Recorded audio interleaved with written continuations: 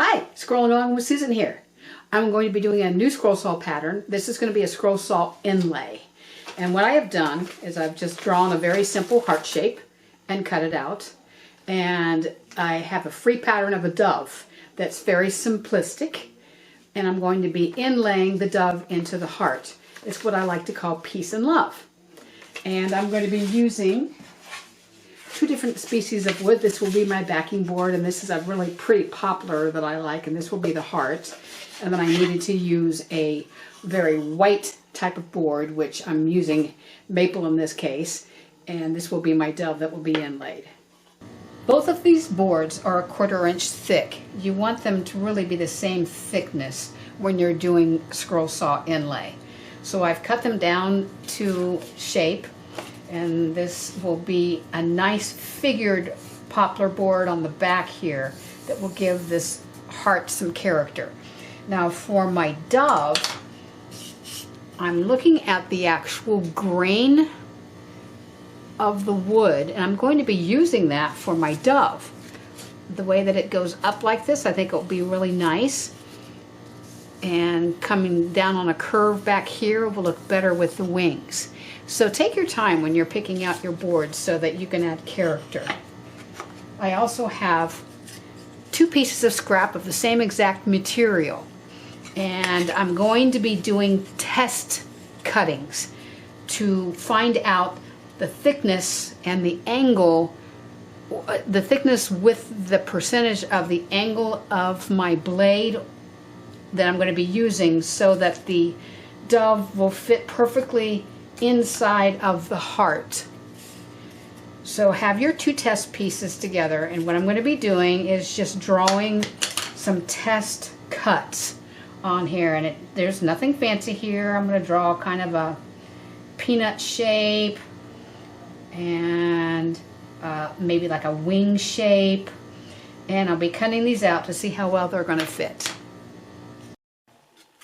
Because I'm going to be doing a lot of very small entry holes, I went out and bought a 25-piece high-speed steel mini drill bit set. They're not very expensive. They're maybe about $12. And I have an extra, I have small collets that I can put them right at the end of my drill.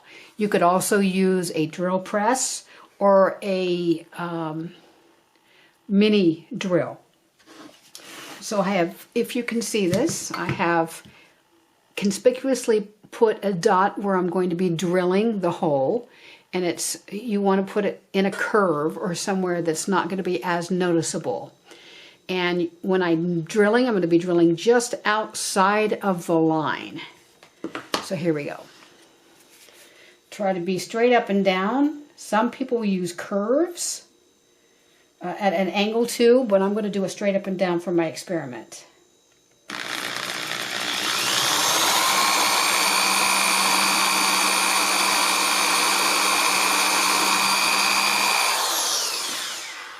And I have a small piece of scrap wood underneath that it went through. This is about as small as I can go in order to still put my scroll saw blade through. Here I am at my scroll saw. I have a number 5 blade in. I use Pegasus or Flying Dutchman, but you have to have your own preference on that. Number 5 is sturdy enough that it will not bend a lot. If you go to a lower number, number 3, you have to be extremely careful not to bend the blade, and then you will not have the proper fit. So I have it set at 0, and the blade is at 90 degrees, and I'm going to be tilting this scroll saw. You actually tilt the table. Sometimes you tilt the head on some of the scroll saws, but this one's the table. So I'm going to start it at about 2.5 degrees to the right.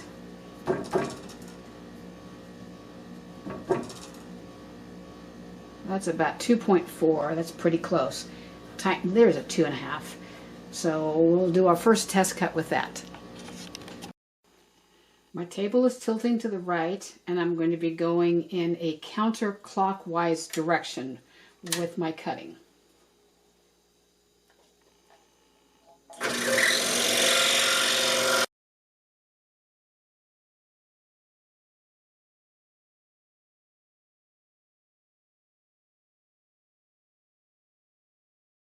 All right, so it is cut out. And let's see if our bottom piece will fit in tight. This would normally just pop out, but because I have tape surrounding it, it's kind of keeping it pretty tight. Well, I think I'm going to have to try it at about 2 degrees because it's not quite coming flush with the bottom of the board on the bottom, the wood on the bottom. So I'm going to have to try it again with my next test piece at about 2 degrees and see how that works. It is pretty close, but it's still just a little bit recessed. I've got this tape on it, so it's a little difficult to see, but I can still see it's a little recessed. So I'm going to just do it a little bit degrees less, and we'll do another test cut.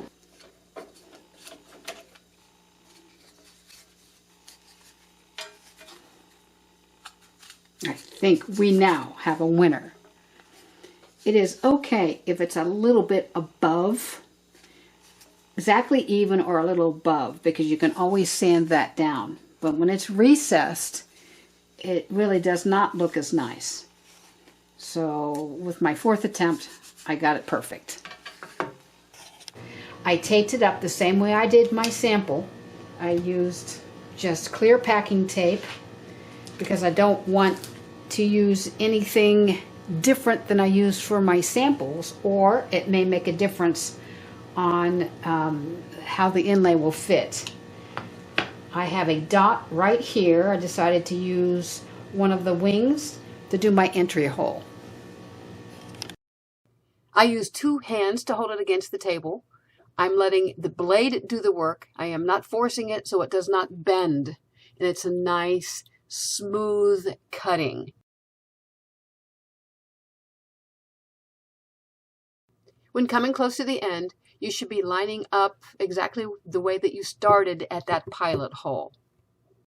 Keep in mind that every time you do a new scroll saw inlay project, you'll probably have to adjust the angle of your cut depending on the wood and the blade that you use. All right, the moment of truth. Whoop, the bottom already fell out. Hey, that's a pretty good fit, I'd say. Let me clean it up and we'll finish the project. Because I've used repositional spray adhesive on this and packing tape, I am taking mineral spirits and giving it a good wipe to get rid of any of the excess residue that might be on, and I'll do that for both sides. I am using 220 sandpaper grit or higher just to get rid of any of the little fuzzies that were on the edges.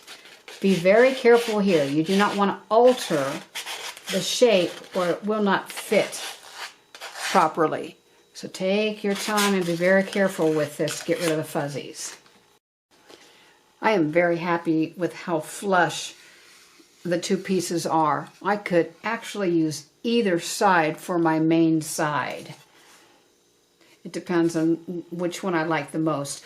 This side, the little drill hole is a little bit more pronounced than on this side.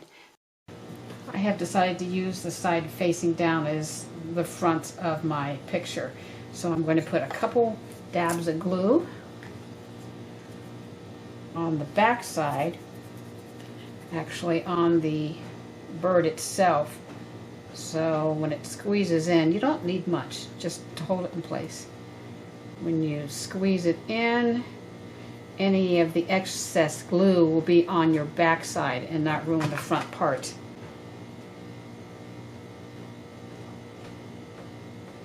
Slide it in. Boy, that's really nice. Wipe off the excess. Put a weight on it. And let the glue dry. I have decided I'm going to fill in the small little pilot hole that I made. So I collected some of the sawdust from underneath my scroll saw that's mainly the darker color. And I'm using Titebond Quick and Thick that dries clear. And I'm just setting a dab here.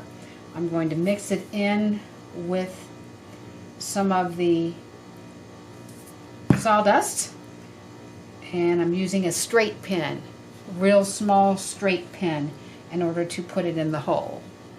The glue has dried. I've done a very light sanding over the entire piece, wiped it off after sanding, and I'm going to be putting on some wipe-on poly satin to give just a little bit of a sheen. This brings out the natural color of the wood. I'm going to be doing both sides.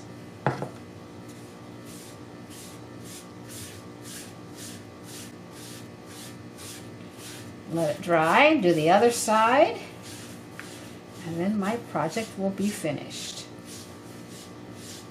Isn't that nice how the colors come out? So here's my final piece. Both sides are usable. It's really up to you where you want to take it from here. You could turn it into a box top.